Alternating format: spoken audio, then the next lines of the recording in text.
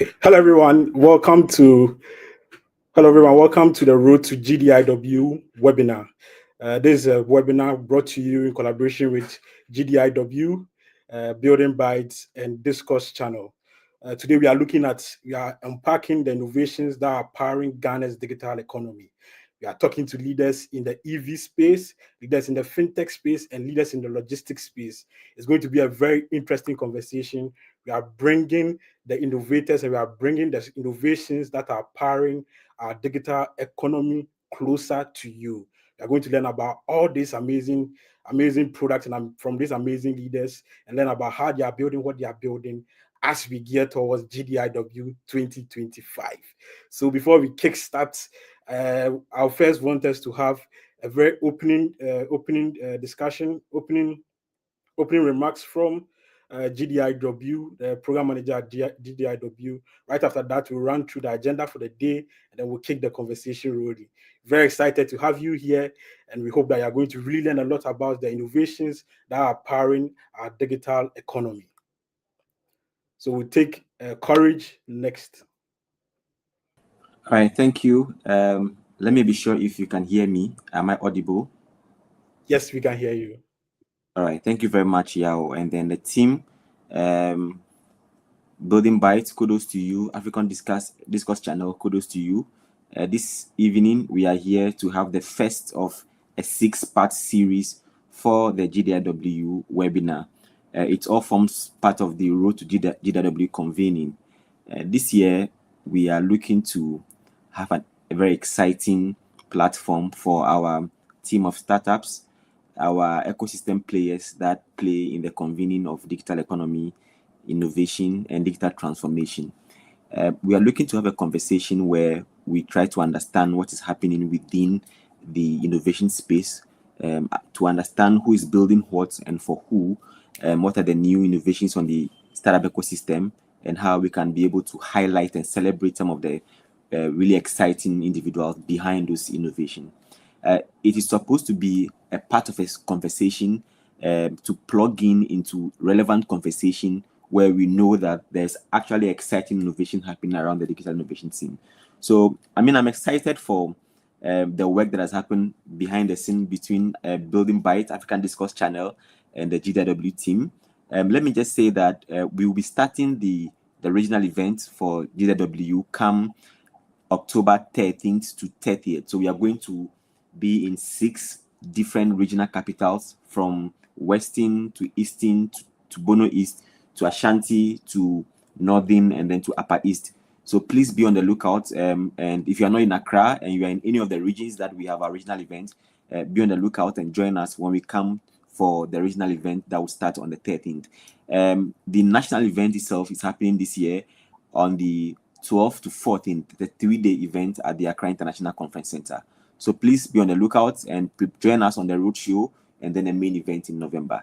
I want to just encourage you to stay through and be with us as we have this exciting conversation with our friends who are curated specially to be on this particular panel. Thank you very much. Okay, great. So I have one question before you leave. What's the focus for this year? What's making this year's edition an interesting one that people should come to come and then experience it as well? Okay, so the exciting thing for this year's GDIW is that we are in our 5th year programming. What it means is that we've done year 1, year 2, year 3, year 4, and then this is the 5th year. And so if we are in our 5th year programming, then we want to actually start measuring impact and not just numbers in terms of attendee data. Because, of course, we have the numbers. Last year, we had over 4,500 people who passed through GDIW. This year, we're looking to increase the numbers to 6,000. But, well, of course, apart from the data or the numbers for attenders, we want to actually understand how GDIW has moved on to become an event that is curated for and on behalf of the ecosystem. So everything that we want to do this year is supposed to be carried on by the ecosystem. So we are curating a lot of the content for this year as part of an ecosystem engagement process. So for example, as you can see, this webinar is led by Building Bytes, who is a very important ecosystem organization, and then African Discourse channel. So we are doing this and every component of our activities this year would be led by ecosystem. The other important thing I want us to talk about would be how we are able to measure impact. So we want to move from just a platform that convenes the biggest faces, the biggest organizations to come and have conversations, to how best can we be able to support startups and the startup ecosystem in Ghana. So there are multiple things that we are working to, this year, so we can plug in. Let me just say, for example, we are working with MEST to see if we can host a 3-day hackathon during the 3-day event for GDIW. We are also looking to see if we can probably have a deal room kind of session where there are multiple funding organizations that will be available to listen to startups, maybe pitch or have one-on-one conversations for extended support, because that way we are able to now say that, okay, we've supported XYZ number of businesses beyond the conversation. So we want to become a platform that not only convenes policy and conversations around digital economy, but we want to be a bit more practical in our approach to connect startup to funding, to connect engagements to policy, and also have ecosystem draw closer to what activities that we put together. That's an interesting one. It's like this year is going to be another next level for a company like Building Bytes. We've been part of a couple of the events. I think this year will be like our 3rd edition, and I mean we are very excited to be part of it. And I'm looking forward to everything that this year has for the entire ecosystem as well. Sure. As we're looking more at impact, the impact, not just the numbers. Exactly. I love that. I love that part. So we'll look at the agenda for the day briefly. Thank you very much for the welcome address. We'll look at the agenda for the day briefly. All right, sure. Thank you very much for having me. Sure. So we just had the intros and they had the welcome address.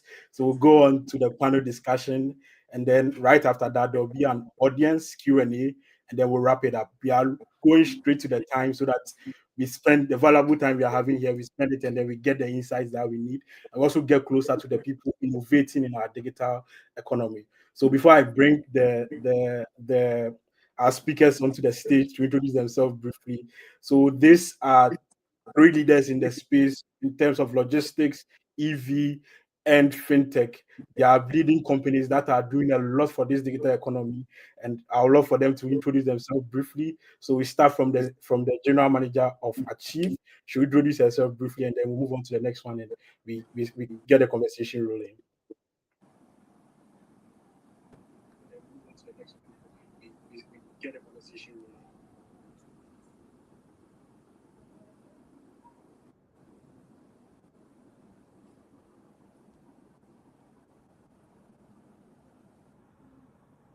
So we are starting with intros for all our 3 speakers. So we'll start with Huzaifa, and then we'll move to Vanessa, and then we'll end with the CEO of Kofa. All right. Thanks, Yao. My name is Huzaifa Abdulai, General Manager at Achieve by Petra. Achieve by Petra is a digital platform for the distribution of personal finance products, which means that we host a number of different financial products, but we make it easy and convenient for the average Ghanaian to be able to build a financial plan and execute that plan. So, yeah. That's good. Thanks. That's good. So I put together a couple of slides for each of the speakers. So I went through their website, and then picked one big news, and then I just want you to react to it briefly. I mean, you guys won this. You represented Ghana, and you won this. What are your thoughts before? I mean, we dive into the conversation itself. Yes, yeah. So this is pretty amazing. We competed with other innovators around the world from over 180 countries, and we're the winners for Ghana in the business and commerce category at last year's World Summit Awards, which was held in India. The Congress was held in India. So we went and we represented Ghana. And the awards was really around local innovations that are really making an impact using technology in their spaces. And so, it was really a feather in our cap. very proud of the team for all the work that they've put in to give us that recognition globally as well. Thank you. That's great. That's great. So we are coming to unpack the innovation that's got us to that stage. Exciting one. So we have Vanessa. Definitely. Hi, my name is Vanessa. I'm the CEO of VDL Fulfilment. Now, what we are doing at VDL is we are connecting e-commerce shops to their clients across Ghana by handling last mile delivery. So think about a business in Nigeria or China who wants to start doing business in Ghana. They are not able to do that currently very effectively because they need a partner to be able to handle their last mile delivery in Ghana. So that is where we come in. So the products are sent to our warehouse, we store them, we package them, and then we send them to their customers across Ghana. What we are currently doing also allows us to be able to take payment on delivery across any region in Ghana at all. And so far we've made quite an impact. So yeah, thank you. Yeah. For the impact that you guys are making a lot of it. So we'll have you react to this news briefly. So you guys we moved to a new warehouse, a big warehouse. We launched a new online market. How's that feeling like for the Uh, team, for everyone at Video Fulfillment? Yeah, I think so far moving to the bigger space has come with its challenges, even though we are doing much better in different senses. So previously we were storing the products in the same space as our office, so it was not very convenient to have the team in the same space as the products. And so now that the products have moved to a different location, in terms of us being able to deliver on time and being able to cut down on certain hurdles that we had previously, that has also created a very good impact on what we are doing, as well as the marketplace. So the marketplace is still in the works. We realized that a lot of people ended up reaching out to us to ask us, if I want to order a product, which platform do I go to? And for the longest time, because the businesses we're working with had their own platforms, it was a bit of a challenge to direct them to the different to the different websites of the e-commerce shops. And so now having this platform allows us to give clients and everyone in general visibility to the products that we currently store. That's great. That's great. So we'll unpack how we got there and then how that Sure. is fair as well. Excellent, man. So move on to Erik. Yeah, I mean, thank you for inviting me to this. It's a great thing to try and help build ecosystem here in Ghana, which is much appreciated. My name is Erik Nygard. I'm the CEO of Kofa. We are an energy access business and provide energy to homes, businesses, as well as electric motorcycles. And we do this through swappable batteries. So you can pick up batteries at stations we have across Accra. So when your battery drains out or is finished, instead of charging it, you just swap it for a new one and then move on your way. And we are in Accra, launching in Kumasi, and soon to be in Kenya in the next few months. That's interesting. So we'll have you react to your news card very soon. But before you do that, I was in Kumasi a couple of days ago and I saw the work you guys are doing there. I mean, the swap stations haven't been launched yet, but I see them vantage positions, and that's an excellent work. So we'll have you react to your news card very soon. Yes, that is it. So I mean, you've raised 8.1 million. How's that feeling like? And I mean, you're expanding the network also. How's Well, all that happens, the money gets burnt really quick. So it was nice for like half an hour, and then it just starts getting spent. That money was actually both equity, which is shares we sold, but a large proportion of it was actually to buy the capex, so the batteries and the swap stations. Okay. So it was a mix of both, some non-dilutive and some dilutive. Okay. Yeah. That's but it was nice for a moment in time. Yeah. That's great. Great. So we are about to keep the conversation rolling. We are looking at three main things, right? So one, why innovation matters, and then why you three of you started to build in the spaces that you are building, and how you are approaching innovation in your own space. And one, The next thing also is the realities on the ground. What are the realities on the ground? How is it looking like for each of you and each sectors that you are in? And then we'll go on to the challenges and opportunities that are in the various sectors that you are operating in. And we'll end off with the agenda of impact. So what's the impact on the grounds actually? So to kick the ball rolling, let's get started with how and why the innovation of what you guys are building, why it matters, and why you guys are doing it now.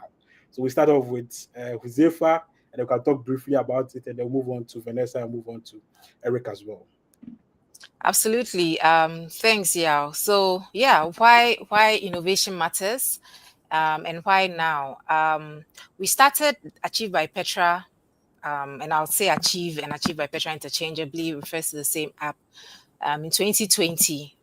And it came out of a session, a brainstorm session that we had as a team, thinking about how do we connect with the people that we want to serve. Achieved by Petra came out of Petra. Petra is a pensions company, has been around for a while, serving people in the pension space. But we are more than that. We are actually a financial services company that started with pensions, and in the pensions space, you're connecting with people through their employers, right? So the employer comes on, brings on the employees, and that's just what it is. We found out through those interactions with employees that there wasn't a lot of financial literacy. I mean, this is something that we know. Financial literacy is very low. Adoption of products outside of pensions. The only reason why people have pensions is because it's mandatory. Otherwise, they wouldn't. They know that they needed, to save for the future, or where to go, how to go about it. And so all of these realizations made us understand that we needed to put something out there. Now, I remember in that conversation, one of the things that I said was everybody now, below a certain age, is living their lives online. If we want to connect with them, then we have to be where they are. We have to be in the digital space. And that was essentially how the idea for Achieve by Petra came about. We set out to answer one question, which was whether people would invest digitally, remotely, whether they would be able to build that trust. Because coming from the financial services sector, we knew that trust was important. But also in the past, trust had been built based on a physical relationship, brick and mortar relationship. And so could you recreate that trust using digital platforms? And that's really where the innovations came in, because the innovation was less about the securities or the investments themselves. It was about the experience. How do we create an experience that creates trust between us and the user, and encourages the user to adopt the products, knowing that their products are safe, they're easily accessible, and they will get the education to go with it. So for us, the financial literacy bit was also quite important in terms of how we deliver that information. And we sought to do that experientially. So, there were very strategic things that we did, like lowering the barrier in terms of how much you needed to start investing. Because it was online and it was digital, we worked with our partners to make it, as cheap as possible. You could start investing with 10 CDs. And then as you started with that, you started to understand, when we say interest, when we say there's a down day, when we say the mutual fund is doing well, what is a withdrawal, you start to actually experience it and understand what is going on. And over time, build up that knowledge and be able to adopt even more complex products. We also knew that, in order to build trust, we had to deliver on the experience, on what we say we will do. So we don't play with the processes, if you put in your money and we say it will reflect in by this time, you'll see that you put in a redemption, you get your money within the time. And over time, as people went through that cycle, they started to build that trust, they started to build the knowledge, and they also started to build the confidence to be able to build a financial plan for themselves on our platform and be able to execute that plan as well. So that's, how the idea for Achieve came about and why we sought to innovate in the financial services space. That's fantastic. That's a very a great approach, a three-way approach, looking at trust, looking at experience, and also looking at financial literacy. I think for most of us who are online and who are on Twitter, and we can truly tell that the financial literacy part is really working. Because when people have challenges, you see people explaining that, oh, it's because of this and why, that's why this is happening that way, especially with achieved users as well. So that's a fantastic one. So we want to Vanessa, who is also innovating in the logistics space as well. So how did you guys get started with innovating the space, and so far how's it going as well? Yes, thank you. So we started as a delivery company, and if you're very familiar with the delivery space, you'd realize that a lot of the deliveries that you would end up doing are mostly errand services. And so we started by doing that. Now, in that space, we realized so many issues, we encountered so many challenges, especially to do with managing riders. If you've worked with riders, you would understand what I'm referring to. And so, working in that space, we realized that it wasn't going to be very sustainable to be able to expand beyond just working with a few riders. That was about 3 or 4 riders. And so, as we were facing the challenges like accidents, having to claim insurance, and things like that, we had to really sit down and think about what were the things that were actually working in our services. And at the time, we had started a service that we labeled as warehousing, to be able to keep some of the products within our office so that we didn't have to pick up and drop off from across the different locations in Accra and Ghana. And so we started doing that. Sorry. We started doing that by placing that focus on these businesses to allow us to have that focus and then just explore whether that would work for the market. And when we decided to do that, it meant that we had to let go of our previous model and then place our entire focus on this. And so from 2022, we pivoted into a fulfillment model, which meant that now we're going to stop picking up and dropping off from just about anyone, to rather storing the products in a centralized location and then having different players like delivery riders and delivery companies come and pick up from this central location and deliver to specific zones. And so that was how Come VDL came about. So far, just this year alone, we've delivered over 100,000 deliveries, and we work with over 350 riders. And so this is across the whole of Ghana. So far, in terms of impact, we've really been able to make headway in the logistics space. That's great. That's great. 100,000 deliveries. That's I can't imagine. I can't imagine it. Wow, that's excellent. So we'll dive deep into it briefly later on. So Erik, talk to us about how you got started in the space as well. Yeah, so we could see this massive. I mean, I grew up here in Ghana in the 90s, and I have to say, Accra is not the same city it was back then. It's just a general urbanization kind of acceleration you can see everywhere. There's a lot more people, there's a lot more things happening, and I think it's the same for all cities across Africa, actually. And all that requires reliable and affordable energy to make sure that everybody can participate in this economic rise. So the idea of trying to help support that energy access is what triggered the idea. And we thought, you need something cleaner. You can do that today. You need something more affordable. You can also do that today. And because batteries have now come down to a level in price, they can actually compete directly with the cost of petrol.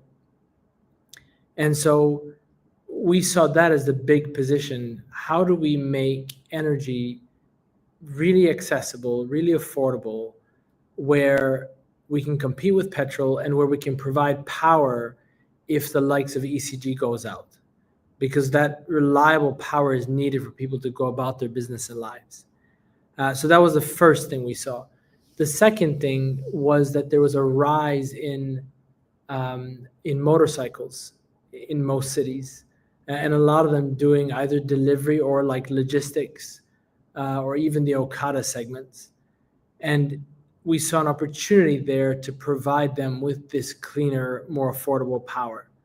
And so one of the kind of main sectors we focus on now is delivering that energy to motorcycle users, but as well as micro businesses that need it to have a reliable power access point.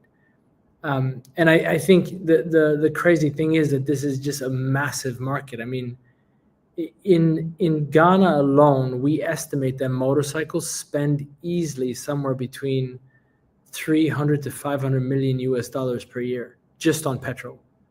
Never mind adding generators and all these things. When you look at Africa at large, sub-Saharan Africa, not even Northern Africa, the estimate's about $30 billion a year. So the opportunity is just immense.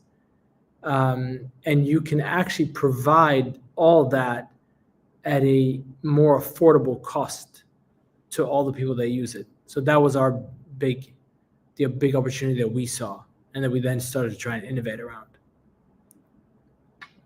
That's great. That's great. So there's one thing that's cut across all of you guys. So you all, I'll say you are all early stage enterprises, right? Most of you 3 years, 4 years. And it's like a new era of building. I just want you guys to talk briefly about some of the hardest things or some of the hardest realities that hit you guys that you didn't expect in this stage of building, right? What are some of the things that was very surprising for you when you started building in our digital economy? So any of you can go first. So I'm throwing it out there. Sure. I mean, I can go. So financial services is a highly regulated space. And so one of the key challenges that, we experienced was just a lack of clarity in our position, right, in the regulatory space. And I think we are still working through it, but we have a lot more clarity now in terms of how we operate. But in the beginning, it was a little bit difficult figuring out, okay, who needs to, because when you look at the banks and they have an app, it's a bank app, right? So the bank is regulated, the app is regulated, or it's a fund manager's app, and if the fund manager is regulated, the app is regulated. But a third-party app that is sort of curating products and creating a bit of a confluence between users and these products and creating experiences for them to be able to access these products was kind of hanging within the space. And so figuring out the regulatory bit of it was a bit tough for us in the beginning, but we were able to work through that. I think that would be the one that I would highlight as a challenge. Yeah, I think I'll go next. Okay, sure. Yeah, so in terms of VDL, so when we started, as always, it's like you're having the first mover advantage, sort of. So because no one has actually built a fulfillment solution in Ghana before we started, right? And so we were really building out of nothing. We could have decided that when we were starting the fulfillment solution, we could have worked with maybe an already existing order management platform that would help us to manage the riders, that would help us to manage the orders. And then we could have also decided that in terms of our inventory, we would work with a warehouse management system to be able to work through all the systems and be able to deliver to customers. However, measuring long-term impact of working with these different platforms that were not going to be ours meant that we're going to end up spending a lot to be able to start. And so, really looking at the cost element and us being able to scale very quickly with our technology, we decided that instead of going for already existing platforms, we would build our own solution. Now, this decision came at a very expensive time, because we had to really now think about what did we need to be able to include on this system to make it very efficient. And so we had to first start by working with very manual processes. In a day, I would say we're working with about 60 Excel sheets for each business that we're working with, just to be able to give them visibility on their inventory, on who was taking out parcels, on where the parcels were. And so in terms of the team, I think at the time we were about 3. And so it was very tough to be able to work with over 30 businesses and then send them Excel sheets every now and then. But being able to navigate through this period has taught us a lot. We didn't just start from building the solution and then trying to figure out what the customers needed. We actually started from nothing, which meant that we were building from scratch. And so whatever problem we had, we included it on the sheet. And then that helped us to translate that into the technology that we ended up having. And so that was really how we were able to navigate through that challenge and problem. That's great. That's a very extensive one. How many Excel sheets again? 60. Across 3 people. Wow. Yeah. Wow. Erik, we hear your thoughts here. I mean, I have to say that the whole idea of a startup is, in fact, just problems. Like, you just wake up every day and just deal with problems. It makes it fun, it makes it challenging, but I'm trying to think of a problem that is. It's a lot of them, honestly. One in particular that jumps out at me is when we came here, as part of doing the energy access and the batteries, we also had to co-develop with a large OEM out of China an electric motorcycle, and then present that to users on the ground so that they could use our batteries and our energy. But at the first instance, nobody really wanted to even think about it, because in their mind, an electric motorcycle must be a toy. And so there's in their heads, they're like, there's no way. Yeah. So I went down to like Cap Price, and people were selling electric things, but they in fact were toys. And so the user segments kind of thought, well, if you are having an electric motorcycle, it must be a toy. Whilst in reality, it's a far more powerful machine. Well, it's not even a machine, it's an electric machine, I guess, than a petrol bike. And now they use it, they love it. But getting over that hump initially was at times quite funny, and I understood it, but also very difficult to convince people that it is good, it's quality, and you'll get what you expect out of it. Yeah.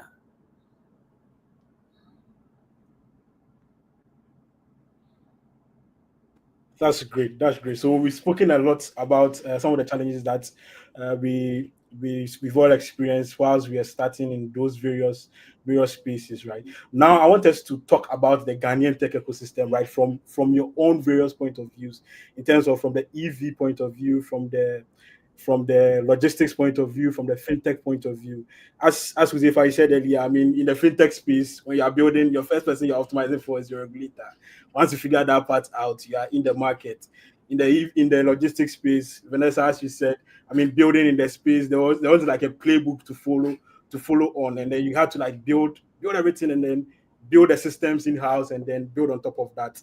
Erik, as you mentioned, the EV space. I mean, it was a new thing you had to introduce to the entire digital economy as well. Right? I want us to talk about the Ghana's digital economy from your own point of view. How do you see the space, and how do you see it generally from a fintech point of view, from the logistic point of view, and also from the EV and the green energy point of view as well?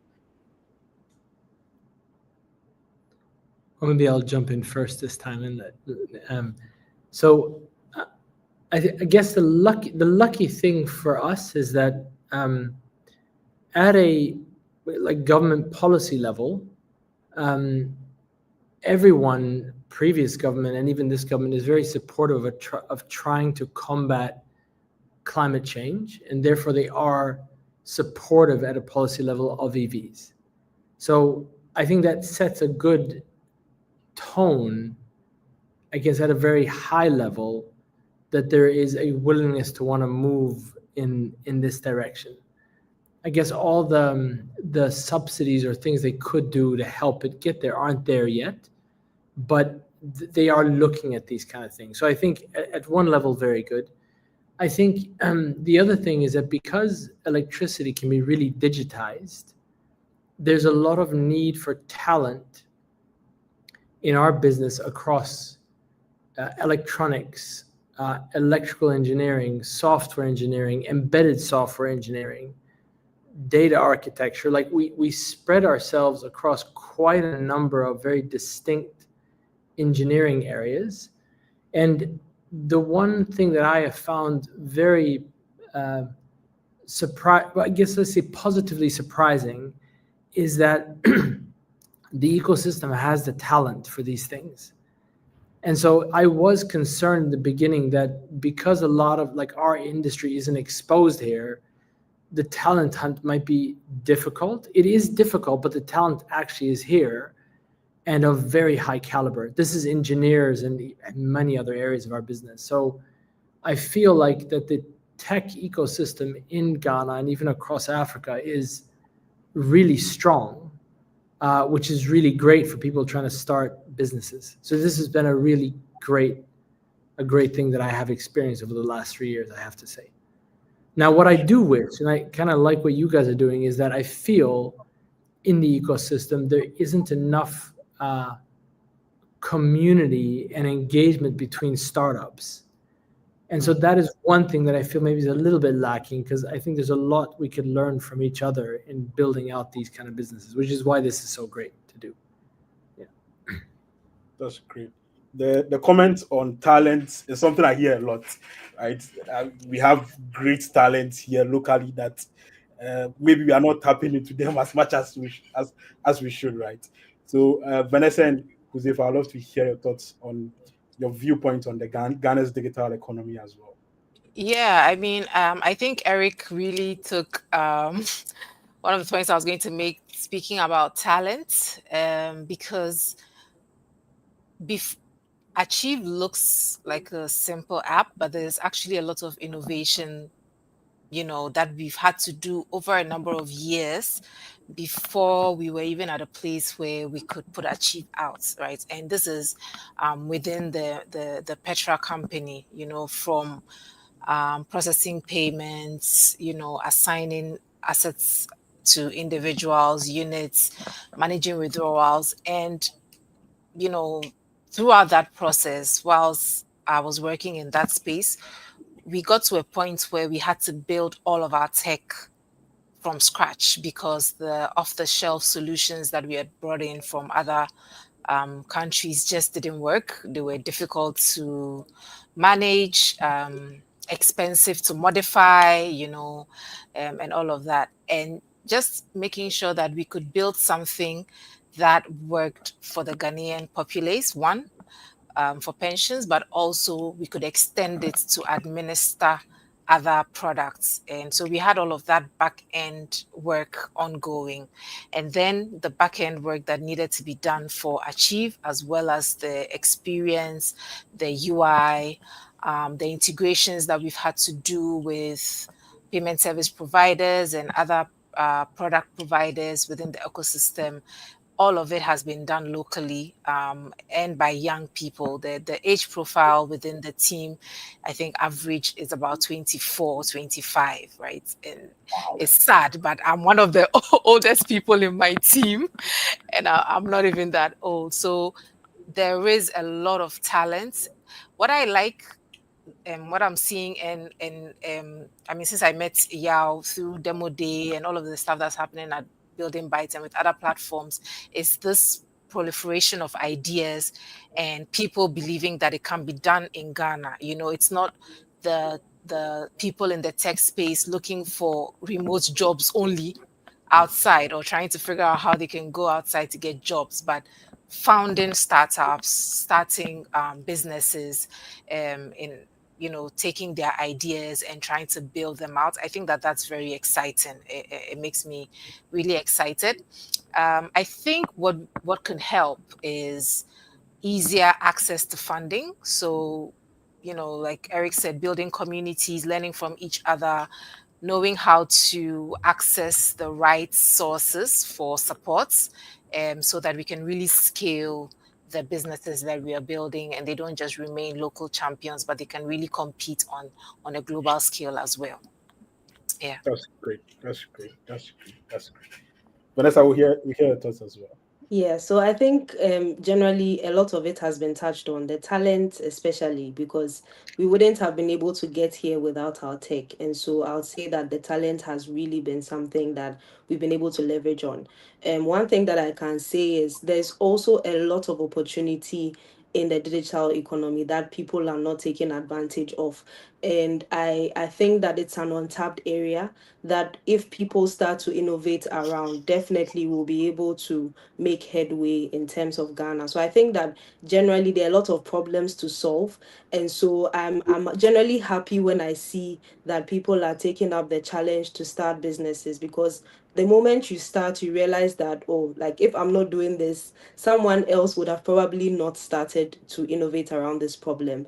And so I think that because the opportunities are vast and because there's a lot of gray areas in the space, like when you start a business, perhaps because no one has started it, the regulations in that space may now be getting developed, like in terms of selling online. Now the policymakers are trying to come up with ways to be able to start taxing businesses and whatnot. So if you are able to start when no one has thought about it, you would have certain advantages that you only would be able to take advantage of to be able to move your business to the next level. So that by the time other businesses come on board, you would have made a lot of headway to be able to be a leader in this space. That's great. That's great. So there's one thing that cuts across almost all your point of view, and it's around you guys built something. You had to build like an entire ecosystem. I think there's a saying that in Ghana or in Africa, when you try to solve one problem, you end up solving like six of them because they are all dependent on you, right? So I want us to talk briefly about one. If anyone who's trying to build in the Ghanaian space, what's the mentality that they should look at trying to innovate in the Ghanaian digital economy? From your own experiences of one starting to solve one problem, ending up building your entire tech stack because what's on the shelf didn't work for you. Building an entire battery swap, designing the batteries in a way which is eco-friendly, which is suited to our digital economy and our needs. So, what are some of the things that you can talk about briefly in that regards as well? Yeah, so I'd like to go first on this. So, in terms of the realities on the ground, I must say that even though it is good to want to solve the problem, you cannot solve every problem, like you were saying. Sometimes you have to even go to the root of it. If we had started maybe about 10 years ago as a delivery service, we would have now had to think about how to solve the addressing system in Ghana, which is not our problem. It's something that policymakers and regulators are supposed to come up with to be able to help us to be able to, thrive in the industry. If you go to the Western economies, these things have already been figured out. And so having to want to innovate every single thing would be very impossible. So what I would say is start where you are. You don't need to start at a very magnificent place like saying that I want to build a platform. Start by building a social media page. Start by building a website because perhaps you don't need a platform just yet. You've not built the experience to be able to handle the demand and the pressures that come with having the platform. And so starting in the area you are in would be the best place to be able to start so that you can gather all the data, gather all the feedback, do all your research in the beginning phases so that when you get to platform level, you are not trying to now learn things that you could have learned in your first 2 years or 3 years of existence. So I guess that's what I would tell any person looking to innovate in Ghana. Yeah, I mean, I can jump in, and I totally agree with Vanessa on that. You should focus on the customer, build for the customer. That sounds simple, but it's not. Sometimes we get hung up on this ideal solution that we've dreamt about in our minds. It's going to work this way, it's going to behave this way. And if you are not careful, you're going to lose sight of the person you are building for. You need to keep them front and center. And as you uncover their problems and you solve those problems, you realize that the company grows with that. Even if you're trying to introduce them to something new, that new thing must solve a basic need or a need that they have, a problem that they have, work that they want to do, and you're solving that. So my, simple advice would be that build for the customer, focus on them and their needs as you build. Thanks. That's great. That's great. Yeah. I don't really have much to add there. I think that is the actual, that is a very it's a very difficult thing to do. But focusing on the customer is the absolute key. And it's sometimes even difficult to understand customers that well if you're not them. You know what I mean? So like, I take, for example, all of our product people are very well educated. They've gone to good schools, but the customer here is a delivery rider or an Akata rider, which is a completely different background to what the team trying to assess them is from. And so you have to get very good at trying to really get under the skin of what that particular customer wants and needs, and not throw your own ideas across or try to solutionize for them. And it is actually very hard to do well. And it's a constant even debate inside our office on, are you sure there's a customer point or is it your own idea? And it's not that an idea is a bad idea, but you really have to try and frame it around a customer problem and then solutionize. Much harder said than done. Yeah. So I think, yes, same idea as everybody really on that one. Interesting. Since we are here, I want us to dive a little bit into that. So was there an instance that any of you thought something, right? You thought this was how customers would take it, and then it went out and there wasn't how the customers took it. Was there any instance like that in your journey of building and innovating in Ghana's digital economy?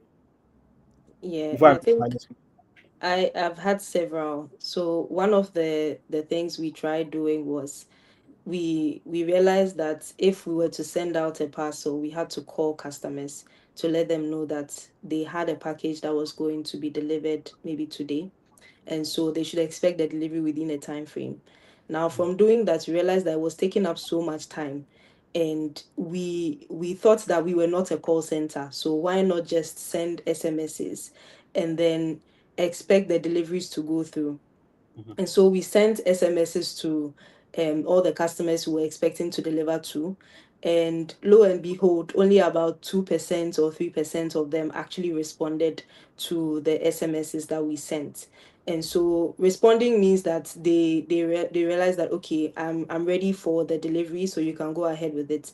When we sent the SMSs to the customers, about, let's say, about 50% or 40% of the deliveries actually went through, as compared to us calling the customers to tell them that their parcels were ready. And so having to figure out that insight, or discovering that insight, was really interesting to know that people still want that, face to face interaction. People still want to hear a human voice. We've even tried doing automated calls to customers, and they would end up clicking call me back. They want you to call them back to actually talk to someone. And so I feel there's still a lot of headway we need to make in the space, even though we've made a lot of progress. And with time, I know we will definitely get there. Wow, these are very interesting insights. Wow.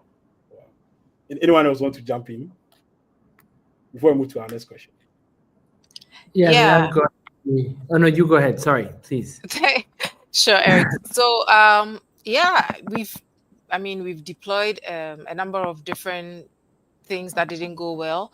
In the very early days, the product that we started with was a money market mutual fund, but it was a standard money market mutual fund. It had a little bit of volatility, which meant that prices could go up and down. And whilst we had gotten positive feedback around people wanting to invest and so on and so forth, we saw very clearly that the average person just could not tolerate volatility, no matter how small it was. Whenever there was a price dip, contributions, engagements, everything went down with it. When there was a blip, everything went up with it. So it caused us to innovate on DigiSave, which has been our flagship product for the longest time, and it's also the most popular, to not have down days. We had to work with the fund manager to make sure that our asset allocation and our investing strategy meant that there were no down days. People were more comfortable with steady, slow growth than growth that went like this, even if it was going up.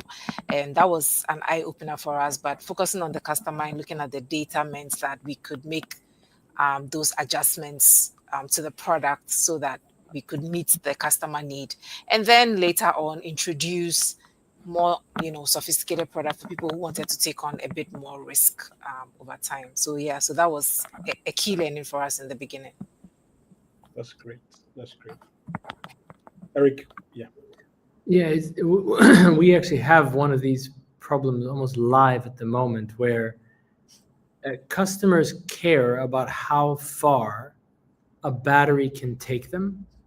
And so that is, if you think about it, because you don't have petrol stations everywhere and that's what they're used to, they still have a bit of range anxiety. Well, if I have a battery, how far can it take me?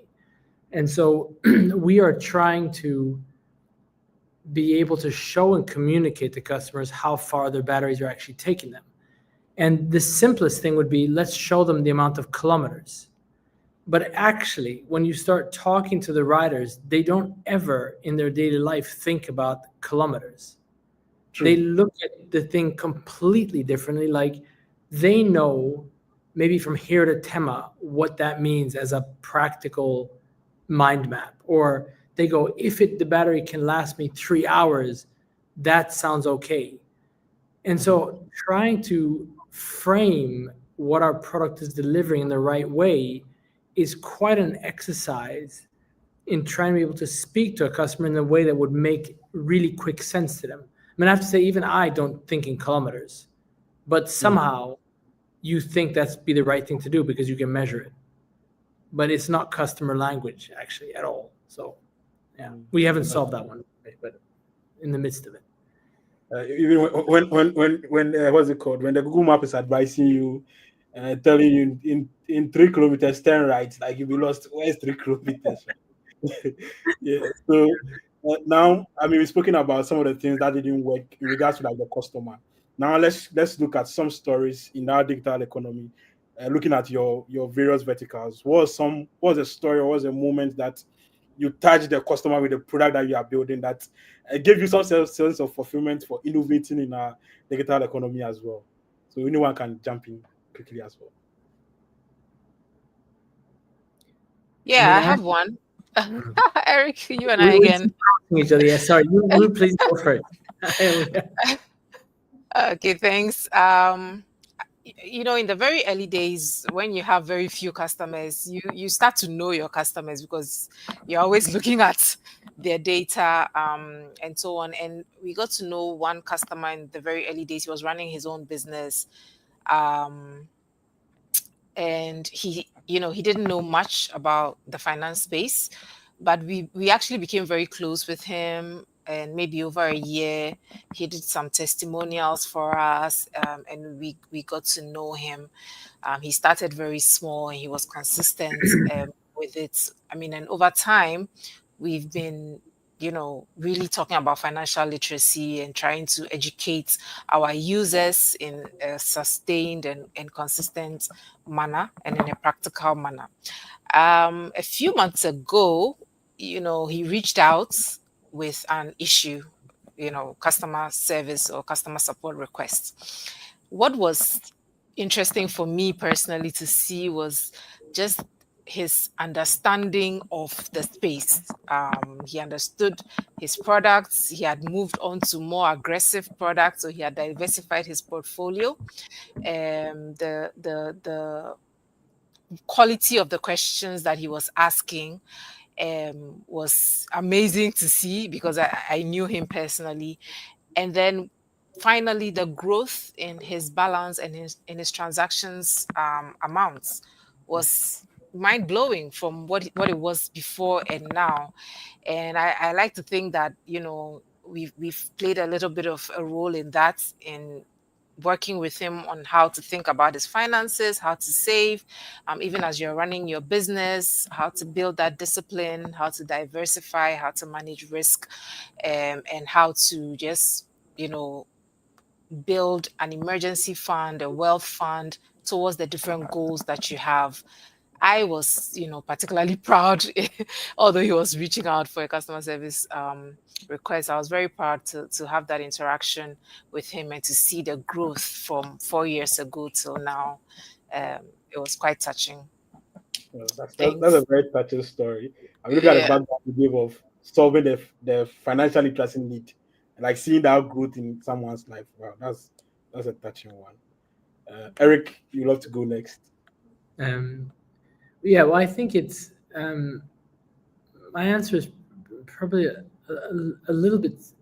It's quite simple in a way because ours is they're physical. It's a blend of physical products and software, and so we had to go through quite a long journey of R&D on the physical stuff. So co-developing the bike, co-developing the batteries we developed purely ourselves, but you do all this work, you get your prototypes, and then you kind of hope when you release it out there that it'll actually function in the first place, and people will actually use it. You don't know at first instance, and so just the journey of watching people buy these motorcycles and swap every single day as their core kind of income generation, because all our customers are really gig workers.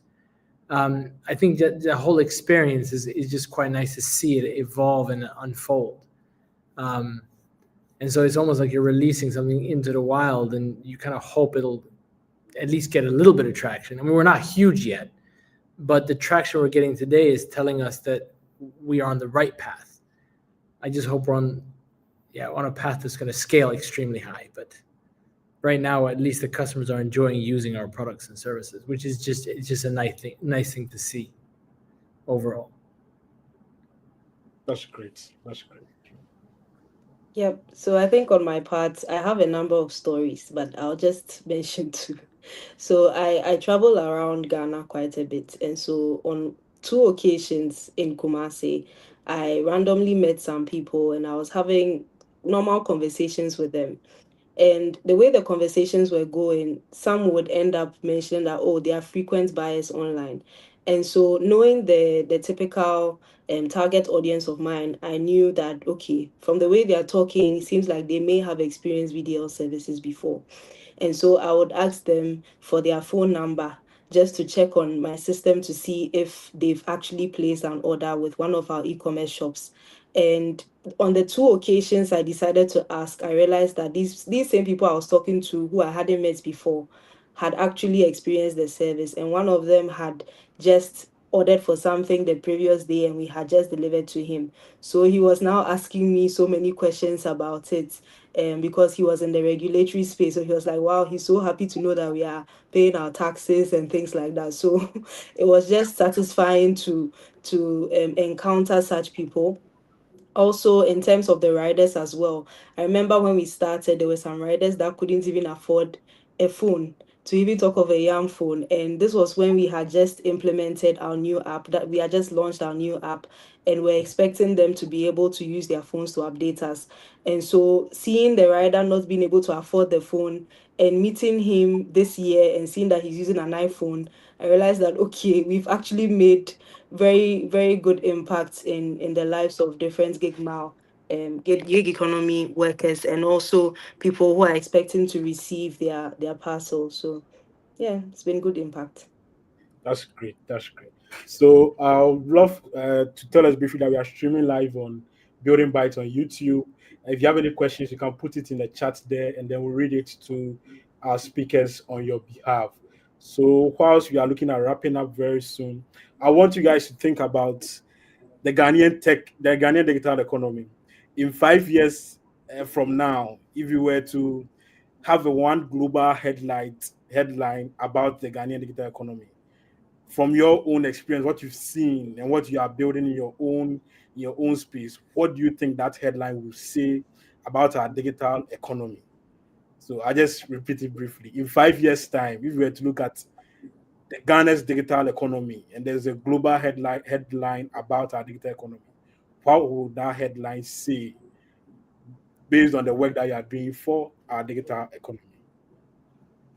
Okay, so I think my headline would be 80% of brick and mortar shops closed down to being fully digital shops. Wow. That's amazing. Wow. Wow.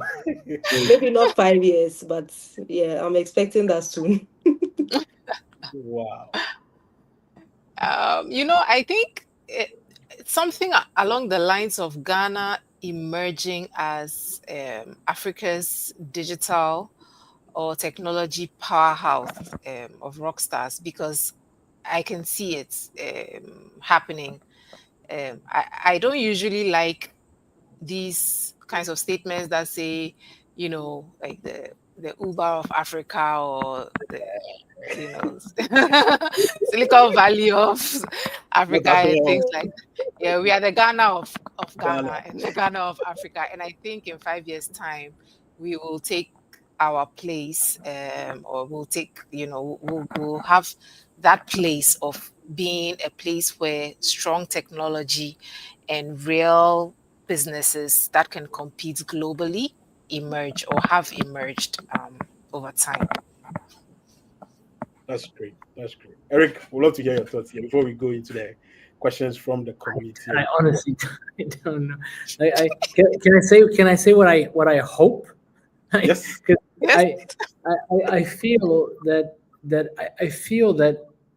let's take Ghana, but maybe it's all of Africa. But if we just say Ghana, I think there needs to be an acceleration of the ability to develop AI on the ground. Okay. I think it's too biased towards the West and China at the moment. And I really feel that it's something that needs to click here in Africa. And that includes data centers, includes people, it includes policy direction, but I think it's a very big transformational change. And so my hope is that Ghana would be a leader. And this almost relates to my business slightly, because if we have that, I can do my stuff even better. But that Ghana becomes a leader in developing AI for the African context. I just think it's such a big thing, and I don't think Africa needs to be left behind on this growth path. So in 5 years, I hope to see huge things happening in that area. It'd be good for all of us, I think. That's great. That's great. That's great. So we have a couple of questions in the chat, and as you are watching us, please drop your questions as well if you haven't dropped it yet. So I'll go on to the first one. It's a very interesting question, and I like that we have a mix of people building for gig workers and also people building for the financial space. So you guys will look at who answer which part of the question, which is covered up.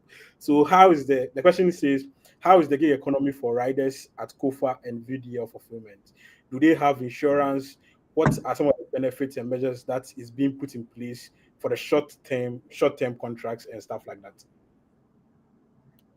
that? For the riders? Yes. Well, I can go here because our business really is just providing the energy to the riders.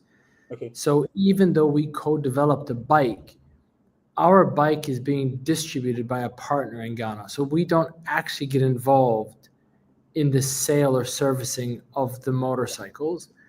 That is done via a distribution partner. And then on the ground, a lot of the electric vehicles are actually given to end users via financiers. And so I am not fully sure. I know they provide insurance for riders, but a lot of the bikes are being given out there on like a pay-as-you-go or work and pay arrangement. And I think the companies who provide that layer in things like, making sure you keep your license up to date, insurance cover. Yeah, I mean, we have also we have also provided service to fleet operators, and sometimes they're full-time employees. So I guess they will have their own arrangement, but we don't engage the riders that way. We deliver the energy to make sure that they can power the motorcycles. Okay. That's Just for the clarification. Yeah, so I'll say Yeah, I'll say that whatever regulatory compliance that the riders need to undergo, VDL does that on their behalf, even though we don't work with them as workers directly working with VDL. So they work as independent couriers who come and pick up parcels and deliver. So in essence, they're actually working for themselves and not for VDL. But then we still try to come in whenever we can to be able to support them. At the moment, we are also working on a savings plan for them so that we can save up some of the monies that they are supposed to be earning on their behalf. So when they need money for maintenance and things like that, we can support them with that money that they have saved to be able to give them a buffer. That's great. That's great. Are you working with Achieve to do this? I'm Well, just yeah, it's possible. It's possible. I You just need should, to you know what should. their terms would be. okay. Great. Huzaifa, is there anything in the near future you'll be having a product for gig workers as well? Just to add that to the question that was asked earlier. No, so our product or the platform has really, taking off in the gig space and in the freelance space as well. So, Wow. when I spoke about the regulated pension space, it's more the formal worker whose employer is required to do that for them. One of the our customer profiles, right, that we've seen over time has really been even people in the tech space, because a lot of them freelance, they have remote gigs and things like that. So they don't have these structures. And so they've had to build those structures for themselves, and we support them with that so that we can, make sure that as the money is coming in, you are structuring something for your retirement and for investing towards other things. I have a personal dispatch rider who, got my number somehow saved and then saw on my WhatsApp status that I work at Achieve and reached out to me to try and structure something. And over time, we've built a portfolio with him where, as he gets paid daily, he saves Wow. daily so that he doesn't spend the money and he's building something for the future. So we have, a lot of our people in the gig economy. In fact, I have tailors, hairdressers, people who work for themselves in what we typically call informal sectors. Their money is not going through the banks per se, and they earn daily. Achieve is usually perfect for them. So this is definitely a conversation that we can have to see how we can structure something for these riders. Yeah. That's great. That's great. So move on to our second question, and it's coming from Francis, and this goes to Erik directly. So he says, "My name is Francis, and the question for Erik: How hard or easy is it? How hard or easy is it to build a tech company in Ghana compared to other parts of the world, other parts of Africa, Europe, or America?" Yeah, it's a very good question, actually. So I I actually built a startup in London prior to this. And I had an engineering team of almost 60 people there. So it was quite large number of engineers. I have to say that actually the talent on the ground is a complete match to what you'd get, what I would get in London. I mean, so that's the crazy thing, is that you can actually, you sometimes, like, it doesn't, you wouldn't always expect it just like that, but the fact is that it's true. And so I think building tech here, I think as long as you're taking your time to understand back to the customer point and that context around the customer, I think actually building technology startups here, because you've got the talent, is very, very achievable.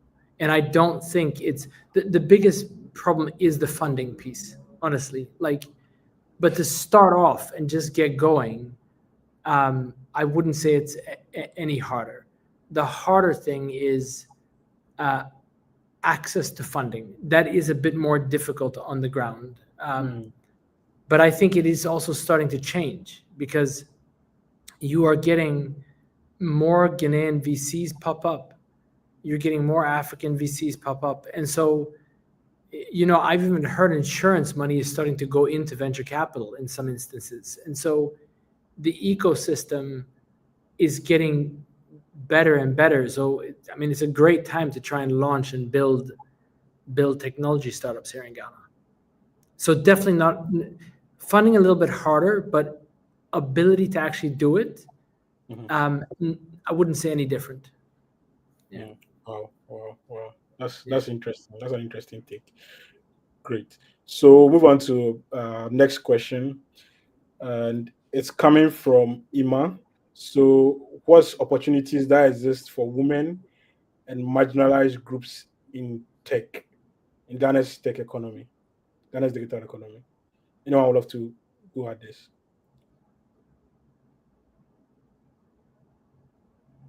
I mean, if you look at the distribution of genders on the call,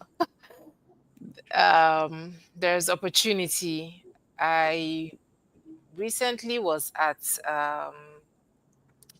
an event, trying to remember the name, but it was in partnership with Stan Charts, where some grants were given to 10 innovators who were doing, starting their businesses and looking to scale. And they were from all over Ghana. Background doesn't matter. Education, access to information, internet, YouTube, all these platforms, AI, they are really an equalizer. I always tell people now, you don't have much of an excuse, right? The information is out there. You just need to go out there and get it. So in terms of opportunities, I think that there is a lot of opportunity available. What is a problem that you have or that is prevalent in your environment and in your space? And do you have a solution to that problem? Do you want to build a solution to that problem? You can find the supports that you need, make utilize of, the platforms that I mentioned. Social media means that you can reach out to anybody really, and it's your tenacity and your consistency that can help you get the kind of response that you may be looking for. So from where I sit, I think that there's a lot of opportunity for all kinds of people in the tech space. It's really one of the ways where you can really make a difference in your life and in your community if you take it seriously. That's great. Vanessa, I would want to add some thoughts before we move on to the next question. Yes, I'd like to say that definitely there's a lot of opportunity, but in the tech space where I sit, I've been in several situations where I'm in a room with about 10 men and I'm the only woman. So in those cases, I would say that even though there's a lot of opportunities, you need to be able to take that risk, and be bold about your ideas and the path you want to be on, especially in tech, right? So if technology is your path and you feel you want to innovate around a specific solution, I would advise that you join some accelerators to be able to help you to develop on your solution. Because in terms of technology, a lot of the people who end up building tech are people who are developers and people already in that space, from what I have seen. And so if you have a different experience, maybe you worked and your experience has been in business, has been in, maybe health, I would advise that you participate in accelerators, you join more programs to help you to just widen your knowledge in the technology ecosystem so that you can make better decisions to push your business forward. That's great. That's great. So we'll take a few more questions and then we'll take our closing remarks, and that'll be it for this section. So the next question is coming from Amma Daxon, and she says, "I'm Amma. I run Ako Books Audio. We focus on literacy and digital access through African audiobooks. For Erik, do you see a similar opportunity for education and literacy? For example, using renewable power devices or battery swapping hubs for to also deliver access to digital books and learning?" So this one is for Erik. So Amma is asking if there will be a need or there will be an opportunity for her users and her customers to use renewable power devices or power or battery swapping hubs for delivering her digital books and learning tools as well. I'd say definitely. I think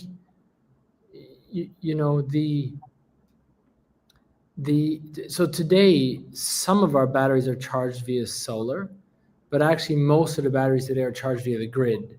But it's still a lot cleaner to use that energy than to use, for example, a generator for your backup power. So, but we'd like to get more solar. So to your renewable point, we'd like that all of our batteries at some point in the future are charged via solar or other renewable energy. I mean, in Ghana, you've got Volta, so your actual energy on the grid is cleaner than many other countries just naturally. But solar is what we hope for. And I think, yes, if you don't have, or the lights go out and kids are trying to, I guess, complete their homework or, do other work in the home, having a battery will allow them to keep lights on, keep the fan on, keep the environment nice so they can go about continuously learning. And so there is definitely a advantage there to bring a battery straight into your home to deliver that kind of a service, better than putting a generator right on your balcony or somewhere else. It's going to create a lot of noise and smoke. And so, yes, we think there's definitely an opportunity to find creative ways to help people get access to clean power. Yeah. Okay, interesting. So we'll move on to the next question. We have two more questions, and then that'll be it for the section. So the next question is coming from. It says, beyond fintech, what other sectors of Ghana's digital economy are ripe for investment but currently overlooked? So anyone want to take this?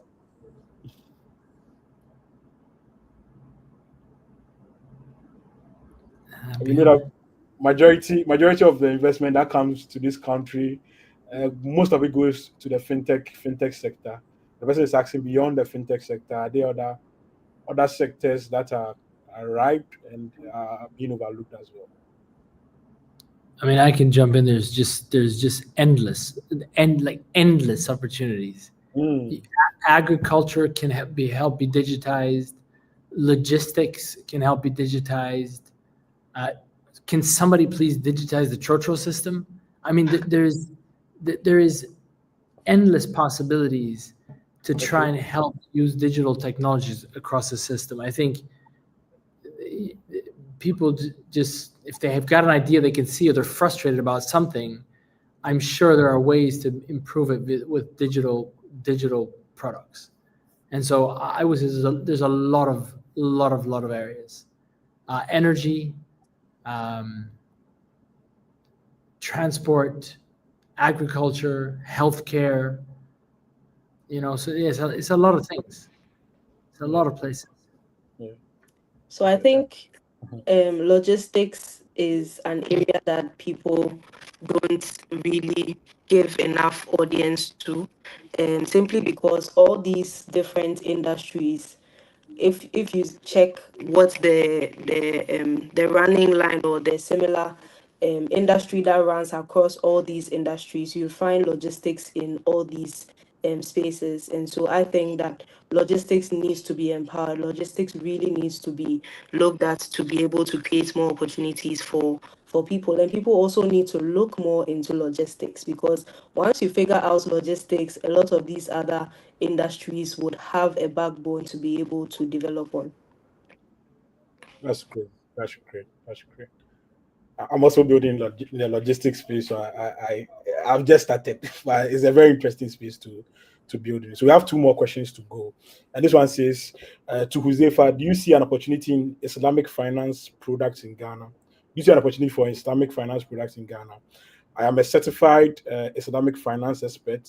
I have not seen much products around this in Ghana compared to Nigeria, Kenya, etc. Yeah, that's an excellent question. Something that I am personally interested in and thinking about as well. So our laws, while they allow for what is known as non-interest investments, there's not a lot of clarity in terms of the guidelines for actually deploying such products. but I know that that's work that is being looked into. So that's on the regulatory side. Once those guidelines are in place, you would have these products popping up. But even aside from that, I think there's a big market for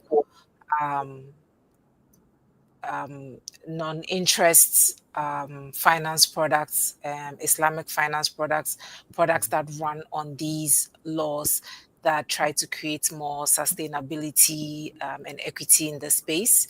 And so I am excited to look into that area, and I am. Hopefully within a few years, couple of years maximum, we should start to see some products tailored towards the Islamic finance space as well. It will also be great, like as questions like this come up, to highlight them on platforms where we can ask for, these guidelines to be put in place.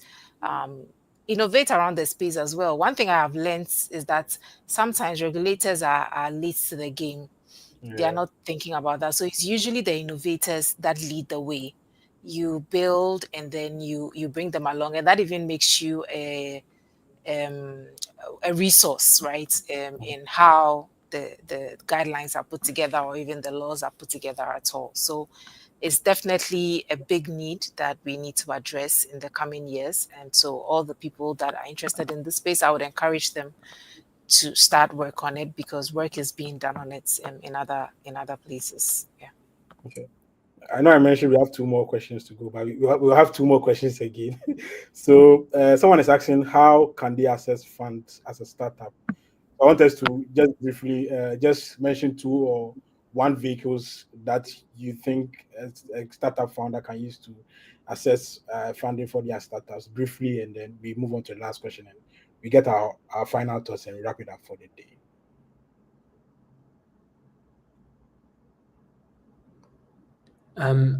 I think a lot of this is networking, and I think this is, I mean, it's I think these kind of things you're doing should allow people to connect to then try and refer. So a lot of it is networking.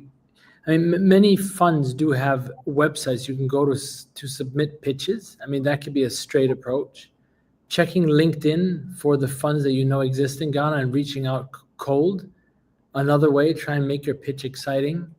Attach something that's quite exciting. And beyond that, on LinkedIn, you can see if anybody knows who you're trying to reach. And so it's a networking thing that really will help that move. But you just got to be tenacious about it and just hammer every place you can find to see if you can make something happen. Yeah. Interesting. Vanessa, you have raised some funding as well. Any thoughts on this?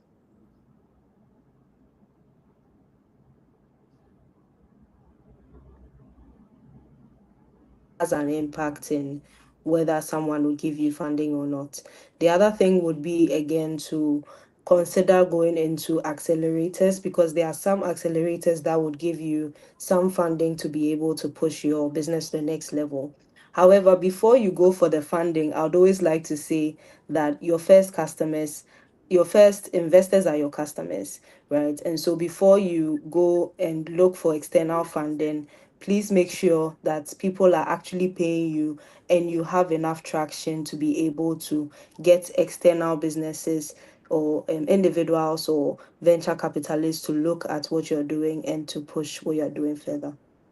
Okay, great. So before we take the last question, I think Erik mentioned the need for networking and meeting people. We are hosting Demo Fridays, this quarter's edition of Demo Fridays.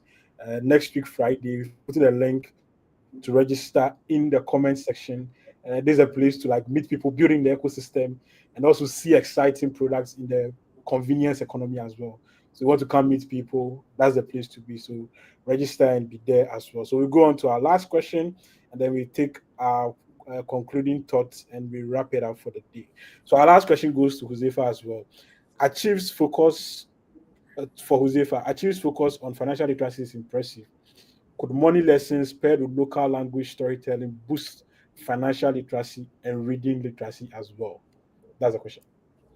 Yes, yes, absolutely. Something that we are actively looking into. At the beginning of the session, Yao put up the WSA winners. One of the winners from Ghana, which I'm very impressed by, is Kaya AI, and they do language translation. So we are trying to see how we can partner with them to be able to deliver, to be able to deliver some of the education that we put forth in local languages, but even to enable people who don't speak English engage with the platform as well, because they all need to be able to build financial plans and invest. So absolutely, it's an interesting area to look at. That's great. That's great. So as we wrap up our thoughts, I want us to speak to people building for our Ghanaian digital economy. So you guys have done it. You didn't just have bright ideas. You went out there. You built the product. You iterated on them. You learned from your customers and you are building for them. You are seeing those amazing stories. For someone looking to build for our digital economy, if the person is here, if the person is looking to come in here, what are your key thoughts or your key suggestions or your key advice that you give them briefly? I think we can do that. Yeah, I think earlier on Erik said startups is just made up of problems. So you have to be ready to be ab- to you have to be ready to fix problems every day as they come up, because that's how you build a business. If it was easy to do, everybody would do it. So it's very hard, and every day there's a new problem, something you haven't thought of. And for me, we are still building. We are literally just a few years old, so we have not gotten there yet at all, but we are still building. So the first thing is just focusing on the problems, fixing them, whilst you're looking at the a bigger picture as well. And the second thing for me is what I mentioned before, because I think that, like Erik said again, it is difficult, but you should try to remind yourself every single time why you are building, who you are building for, because you can get stuck in, like, I read a post yesterday that said the customer doesn't care what your technology stack is, right? They care that the product works. So you have engineers who want to use this language versus that language, and yeah, all of that is great. Build robust systems, create great experiences, but are you solving the customer's problem? Are you keeping them front and center? Are you building for the customer? Once you keep your focus on that and you're able to evolve your product around that, I think with all the other things coming in, you'll do well. Thank you. Thank you very much. I think you literally took the words out of my mouth. But what I'd like to add on to what you said was get ready to fail. Yeah, so get ready to fail and build on top of that, because no one achieves anything great without going through a failure, right? And so once you fail, just get right up again and try and see what didn't work well, and this time build on top of what didn't work well to make sure that it's successful to serve your customers. As always, your customers are the main focus here, and so whatever you are building should be built with them in mind and not your personal observations or someone's personal observations.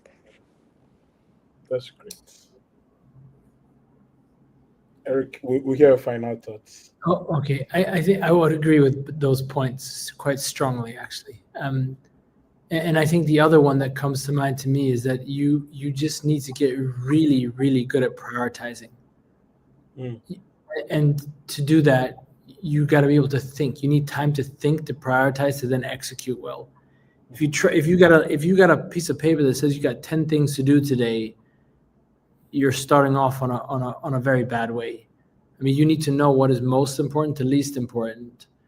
And you need to have a way to think about that, but then you need to prioritize very firmly, and the things you put at the top of the list, make sure they get done on the time you defined. Again, very hard to do, but it's a skill when you're building and hiring people in a startup that is extremely important. Yeah. Interesting.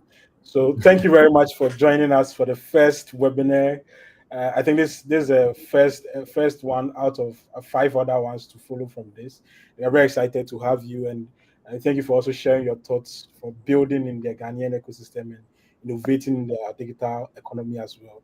So this webinar was brought to you by Building Bytes and Africa Discourse Channel, and is part of GDIW's Road to GDIW 2025. And we are very excited to have you here. I hope you join the next editions as well. And then most importantly, we hope you register, and we see you in November at GDIW 2025. As Corey said in the opening, there's a lot in store for us to learn about digital economy, and most importantly, know about the innovations and the impact which is happening in the digital economy as well. So thank you very much for joining us. And this has been the first edition of the Road to GDIW webinar. Thank you very much. Enjoy the rest of Welcome. your evening and your weekend. Thank you. Hey, you Thank too. you. Thank Bye, you. guys. Bye. Bye. Bye.